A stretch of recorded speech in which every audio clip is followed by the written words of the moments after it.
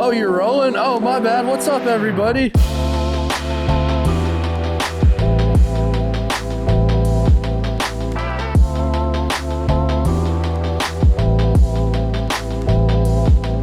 Welcome back.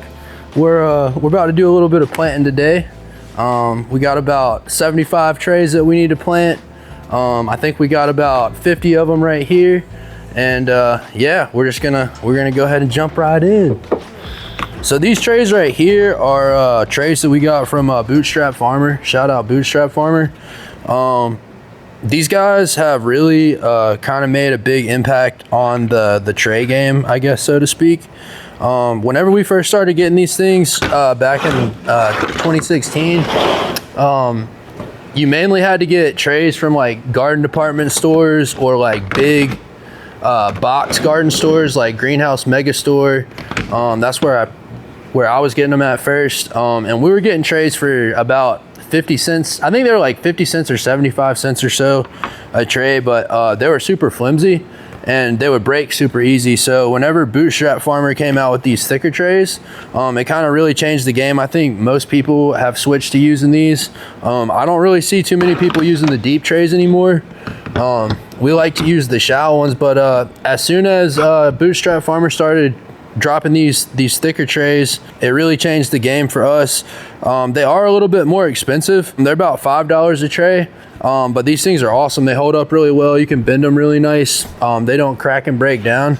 I can't remember what their warranty's like on these, but I know they do some type of warranty. So if they break, I think they'll do something for you to make it right and try and get you another one or whatever. So the trays that we used to use were much thinner, and I would notice that I probably only get about a month or so out of them.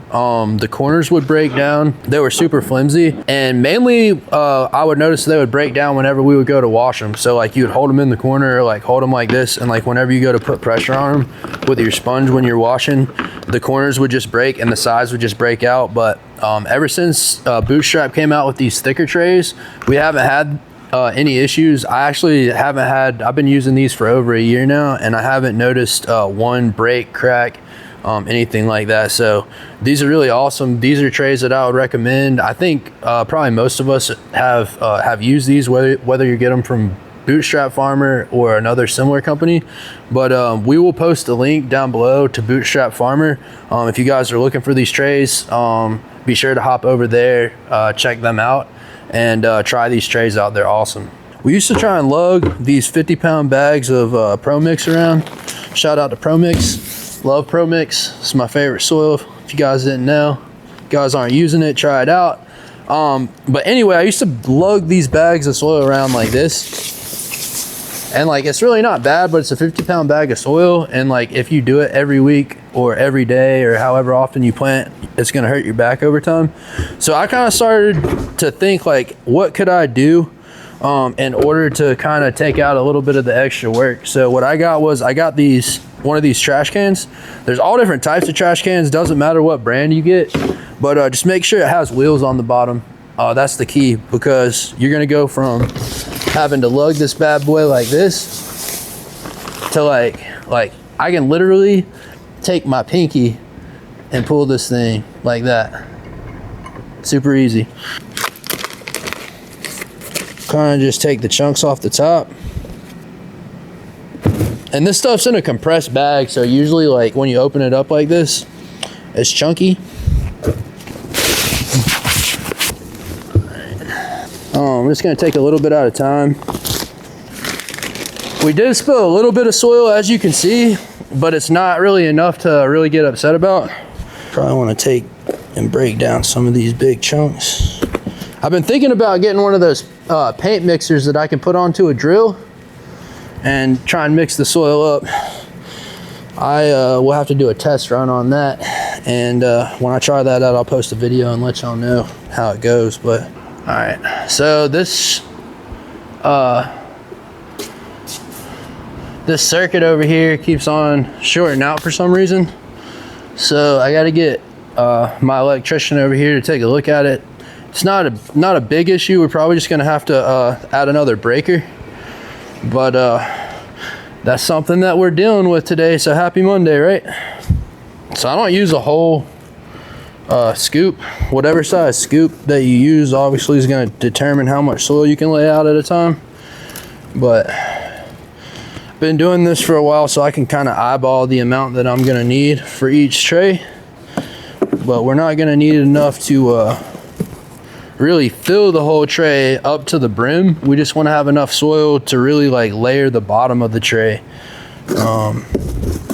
And that's going to give us enough soil for what we need to grow the micros. So we're not growing fully matured plants, so we don't need quite as much soil as normal. So you can also notice, if you look, I've got these tables set up on these risers. You can see down here, these are the risers that we've got, and they just raise the table up. These fold up tables that we got, these are just cheap fold up tables that we got from Walmart. Actually got these risers from Walmart as well, but they actually raise the table up so that we're not hunched over all day trying to work our soil. These raise it up really nice, about waist high, so the whole time that we're doing our work, we're laying out our soil and then going to spread our trays. We're not bent over all day. So at the end of the day, you know, my back really appreciates it. So when I first started doing this, I was doing it in my garage, and my driveway was on a hill. The way I had the table set up on the hill, I was just kind of bent over all day. So this has been a real game changer for me since I started doing it like this instead. If you guys aren't using these tables, or you got the tables and you're not using the risers, I definitely recommend giving them a shot. Man, the soil, I really like the soil, you know. it's real dirty soil. So like, I actually have 2 new clients that we're going to be growing some new stuff for. So the 727 in Pinehurst, Chef Meg over there, shout out Chef Meg. She's going to be getting some different things for some of the dishes that they're getting. She really likes to work with the nasturtium, so that's going to be one of the crops that we're planting today. And then also Chef Elliott requested some specific things. They're trying to get away from using like microgreen blends and start using microgreens that are tailored to like specific dishes in ways that they feel like are better representation of their plates. So we're going to be putting some stuff together for them today, trying to step it up a notch for them. Yeah, so I don't know how y'all are doing. Y'all are growing y'all cilantro, what the tech's like, but one thing that I've noticed that works really well is I like to lay the soil, then lay the seeds, and then lay another thin layer of soil over the top. I do this for cilantro specifically. So 1, lay the soil. 2, lay the seeds. 3, lay another thin layer of soil. Water the tray, and then stack the trays 4 high, and then weight it with the garden brick, and you should get really nice even germination. I had a lot of trouble with cilantro when I was trying to figure out how to grow it, and ever since I switched to this technique, I've had really nice even germination. You're gonna want to wait. You're gonna want to let them grow into about the 18 to 21 day period before you harvest. That way we can let all the seeds have a chance to fall off naturally, so you don't have to go back through and pick through with your hands. It'll save you a lot of time and a lot of headache, and that is the best method that I've found so far to grow micro cilantro. So these are beets. They don't look like any other type of seed you probably ever seen before. So maybe like Swiss chard or something like that. But yeah, these are going to be the bull's blood beets. These are really nice, vibrant, bright red. Whenever you crack into the stem, they actually almost look like they're bleeding. It's definitely one that I like to use to mix into like blends and stuff. Makes blends pop with that extra color. I don't really enjoy just like picking them off the tray and eating them like that. But you know, typically whenever a chef puts them on a dish and they're like have a little bit of sauce or you know whatever they're putting on the food on them, you really can't even taste them. Makes them seem very mild. But these are going to be just like the cilantro. We're going to do the same thing. We're going to lay the soil, lay the seeds, lay a thin layer of soil over the top, And then we're gonna stack them 4 high and put a garden brick on them, and that's gonna really help us with our germination. These things are really tricky. If you don't add the weight and the extra soil, the germination rate is just like super sparse, and you won't end up getting enough weight to really make it worth, well, you won't get enough weight to fill a container, much less get your 8 ounces, and it won't really be worth growing unless you can get these things to yield properly. So this is that basic salad blend, and this is probably my favorite blend, honestly, of the greens that I grow. It goes really well on everything. It's like super mild with the broccoli and cabbage and the kale, but you get that, like, I mean, the arugula is definitely super strong in there, so you definitely get that after arugula flavor. So it's definitely not a mild one, but in my opinion, it's my favorite. So I do the tall straight shoots green, and then we also do I like to use the speckled pea tendrils to grow golden shoots. So we'll grow the golden shoots under blacked out humidity domes, and then those go to Chef Good over at NC State University Club. Shout out Chef Good. The chives right here, I don't even know what that looks like. It kind of looks like somebody took some, like, a chunk of coal out of Santa's sleigh and like ground it up in a blender or something, and about to put it on the, but I'll tell you what, man, as soon as we put water to these things, you can start smelling the chives. It's crazy. And like by tomorrow, I put these things in germination. By tomorrow, I'll come in here and it smell like BO, kind of. You'd be like, dang, who let the lid off the garbage can? I can't tell you how many times that, like, I've planted lemon balm or sorrel and like just been in a hurry, and I plant them at the beginning, and then I go, like, I'm just like hurrying, and then I go to like plant something else, and the seeds are so small that you can't see them on the soil, and then you just plant right over the top, and then you don't notice until all the seeds germinate, and you're like, oh man, like, can't pick through all these little individual, yeah, basically new blend. That's about all you can do with it, you know. Faith the size of a mustard seed is all you need to succeed. And like, I always wondered why they didn't say faith the size of a sorrel seed, or faith the size of a lemon balm seed or something like that, because those things are like so tiny that you can't even see them. It's crazy. We got everything planted, so we're about to just go ahead and wet these guys down real quick. So I gotta adjust my hose, because this is an old cheap hose. Usually don't go with these, but all the department stores have rid their shelves of these guys. This is the only one that we could find, so we're using a cheap one right now, but bear with us. So let's just go ahead and got our seeds. Oh, the water's not on. If you're using a handle with multiple modes of dispersion, you want to use the shower option. We don't want to get like a straight stream, because we don't want to be shooting the seeds and the soil off the tray, but we want to get a nice shower stream of water going so that we can water these really nice. And I like to go down one side and completely water one side, and then come back and water the other side. Really want to get them as wet as possible. Like I said, we don't have any base trays on these right now, so it's not going to hold the water. We're going to get these super wet, and then the water is going to run out of the bottom of the tray through these holes right here. So we can get these things as wet as possible. We don't really need to worry about over watering at this point. We just want to make sure we get these things really nice and wet. We're just going to roll it over here and get it ready to load.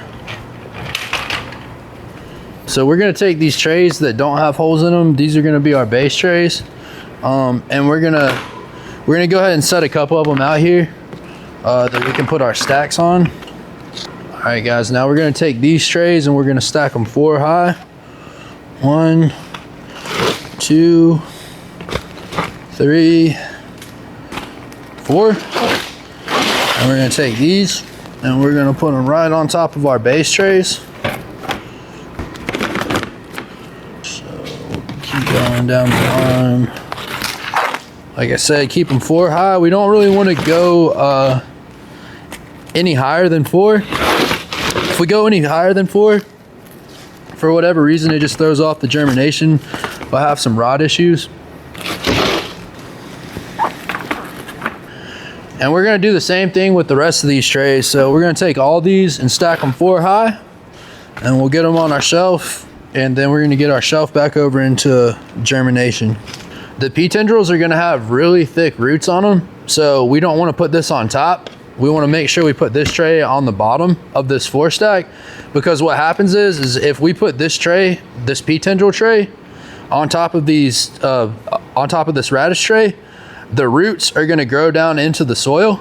And whenever we go to separate them, the roots are gonna be so thick that it's just gonna pull the radish up, and it's just gonna make a big mess.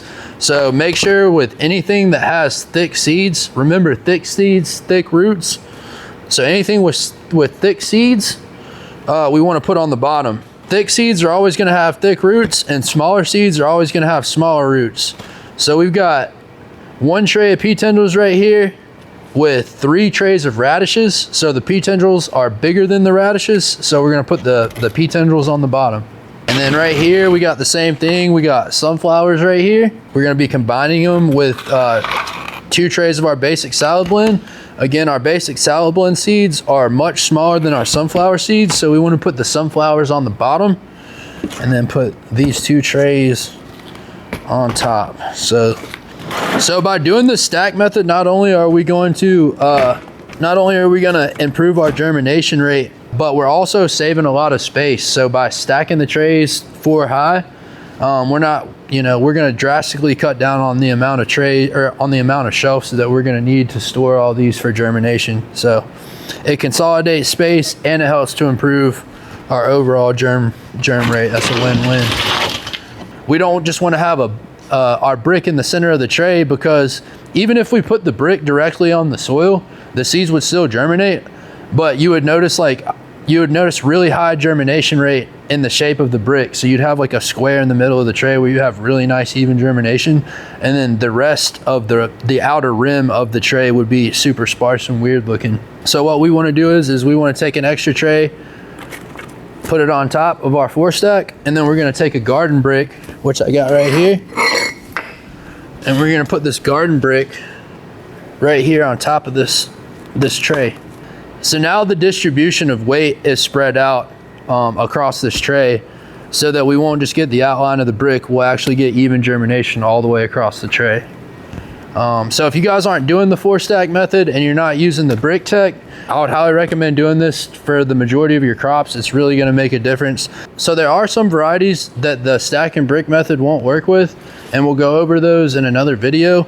But as for some of the crops that we planted today, like pea tendrils, radish, cabbage, some of the smaller seed crops, this technique's going to work really well. All right, guys, so that's what our Monday looks like. Like I said, we like to get in here, get our planting done, maybe do a little bit of harvesting, a lot of cleaning, and as you can see, we sure got a good bit of cleaning to do today. So I'm gonna let you guys get out of here, but thank you so much for watching, and we'll see you on the next one.